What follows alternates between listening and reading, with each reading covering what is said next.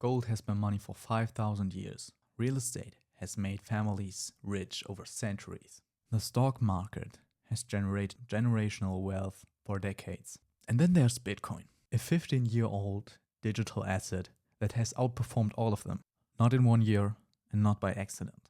Consistently, mathematically, by design. Today, we're going to understand why. Welcome back. This is part 3 of my money series. In part 1, we exposed the lie of the fiat system. In part 2, we covered some escape routes that you could take. And today, we're going to deep dive into one of them.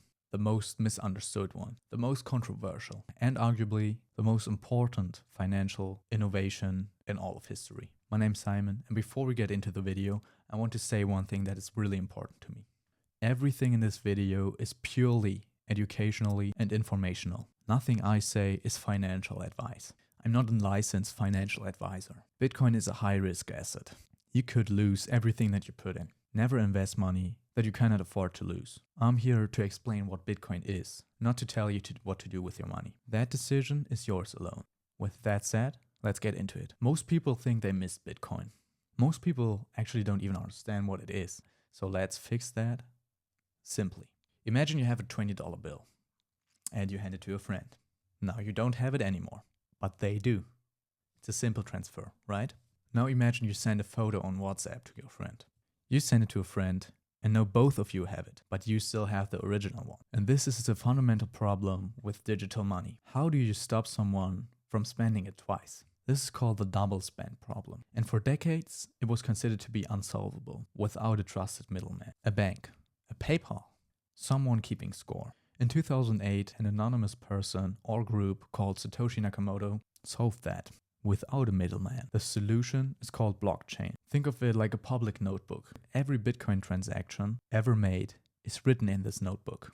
And the notebook doesn't exist in one place. It exists in hundreds of thousands of computers simultaneously all over the world. Every time someone sends a Bitcoin, thousands of computers create the notebook, check the notebook, verify the transaction is valid, and add it to the record permanently. To cheat this system, you need to rewrite the notebook on more than half of these computers simultaneously.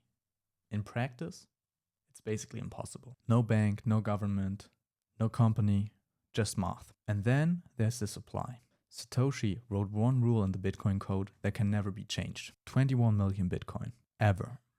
That's it. Right now, 19.7 million Bitcoins have already been mined. Less than 1.3 million remain. And the rate that new Bitcoins enter the circulation halves every 4 years. The last halving happened in 2024. More people wanting it, less supply coming in. You don't need to be an economist to understand what that equation does over time. Now let's put Bitcoin next to the alternatives that we talked about in part 2. Because numbers tell the story better than I can. Gold, the original store of value.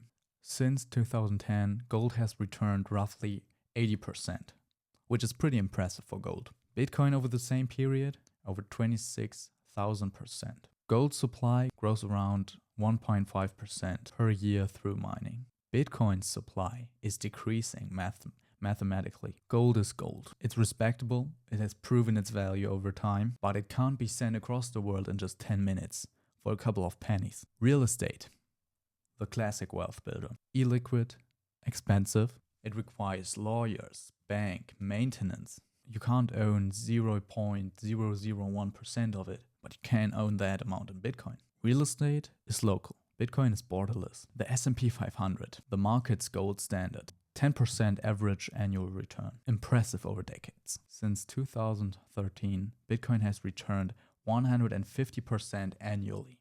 Now, this is critical because past performance doesn't mean anything for the future. Bitcoin also had years of 70% or 80% losses. But here's the point. For someone with a long enough time horizon who didn't panic sell, no asset in modern history has come close to it. Now here's a simple analogy that I use.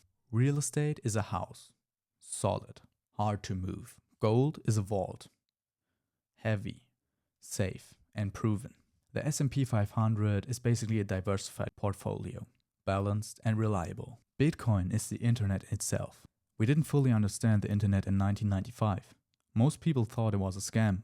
Now here's the part of the story that most people aren't talking about enough, in my opinion. For people in wealthy countries, Bitcoin is basically just an investment. For people in collapsing economies, it was lifeline. Venezuela. In 2018, Venezuela's inflation hit 1 million percent. 1 million percent. A coffee that cost 1 bolivar in January cost 1 million bolivar by December. People's savings were evaporated overnight. Literally, families who had worked for decades lost everything. And then there were people who started converting their money into Bitcoin.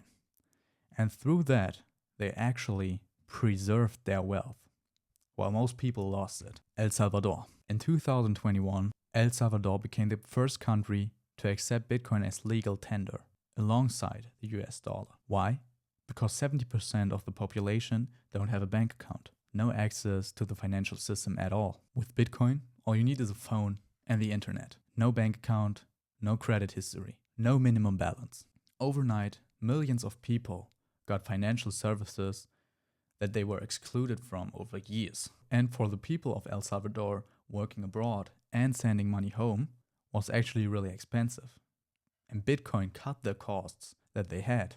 Nigeria. The Nigerian currency lost 70% of its value over the last couple of years. Government controls prevent people from moving their country, from moving their money. And then Nigeria became one of the highest Bitcoin adoption countries in the whole world. Not because of speculation, but because for ordinary people, it was the only way to protect them and what they had earned. See the pattern? Bitcoin isn't just an investment for Silicon Valley. For some people, it is life-saving. And I think that is a fundamental different way of seeing it. And I wanted to present this view to you so that you can maybe see it from a different angle and give you a different perspective on it. Of course, I need to also talk about the risks. First of all, Bitcoin is very volatile. As you can see, the charts moves up and down all the time. At the same time, you also have some regulations because some governments don't like what they can't control. So in some countries, Bitcoin gets regulated really, really bad. Of course, also you have the risk that Bitcoin is relatively young. It has only been around for like 15 years. The future is still unknown and nothing is guaranteed. At the same time, of course, you also need to consider human error, because if you lose the passkey to your wallet, you basically lost the access to your Bitcoins. So what's the responsible takeaway? Bitcoin rewards people who understand what they own. Invest only what you can afford to lose completely. And you have to have the psychological strength to hold it during the downtimes without panic sell. Because Bitcoin punishes people who only chase hype. The asset itself isn't a risk. The behavior is. I'll end with this. In 1995, if someone told you the internet would replace bookstores, newspapers, music stores, travel agencies, they would have laughed at you. Not because they were stupid, because it's genuinely hard to see a new paradigm while you're still living in the old one.